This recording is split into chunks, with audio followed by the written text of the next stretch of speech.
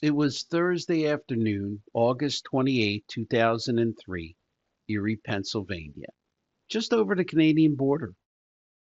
At around 1:30 p.m., Tony, the owner of Mamma Mia's Pizzeria, has taken a phone call for a delivery. He doesn't seem to understand the caller, so he randomly hands over the phone to one of his drivers, Brian Wells. Brian finishes the order.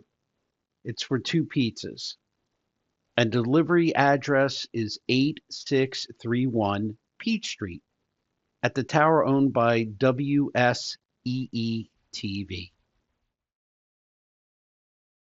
A few minutes later, Brian took the pizzas and headed down Peach Street to just outside of town.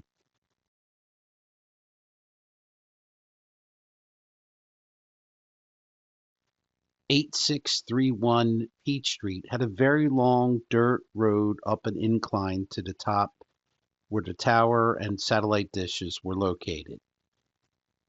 What happened upon delivery is in question by a few, including Brian Wells' family, so I'll move ahead to the next undisputed part of the story. About 1 hour after the two pizzas were originally ordered, approximately 2 miles away from the delivery site at the towers, Brian Wells was next seen inside the local PNC Bank in the Summit Town Center. The bank is located at a standalone building inside the shopping complex. Brian hands the teller a note demanding $250,000. The note said that the bomb he had would explode in 15 minutes. By all accounts, Brian then took a lollipop out of the dish, removed the wrapper, and calmly placed the lollipop into his mouth. In the surveillance images captured inside the bank, Brian seems to be wearing some sort of strange collar around his neck. As he is walking out with $8,702 in cash, he's wearing a homemade hand printed shirt that says Guess on it, and he's walking with a cane. If you look closely, you'll see that the cane is in the shape of a shotgun. This cane slash shotgun is not something you can order online, nor are you able to purchase it at Bass Pro Shop or your neighborhood hunting or gun shop. This bad boy, like the shirt, was homemade. 911, Richard, we just been robbed. Okay, stay on the line. Okay. Minutes after leaving the bank, police see a man matching the description of the bank robber. It was Brian. He was standing outside of his car. Police have Brian get on his knees and place him in handcuffs.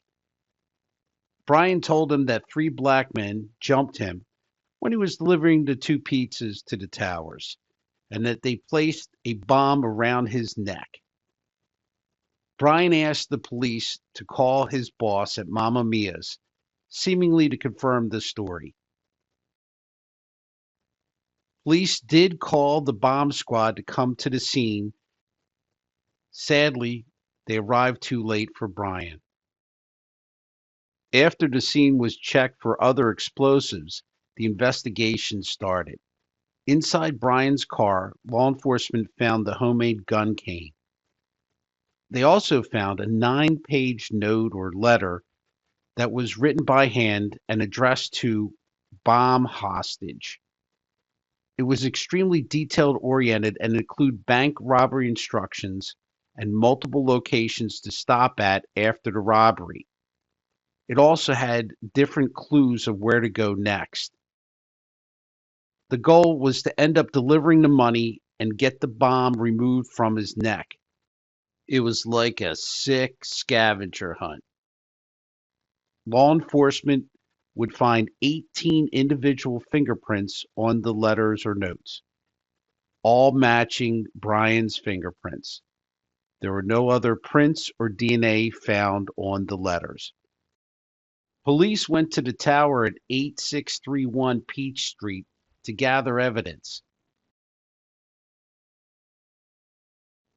They do believe that a scuffle did take place there, but who was it with?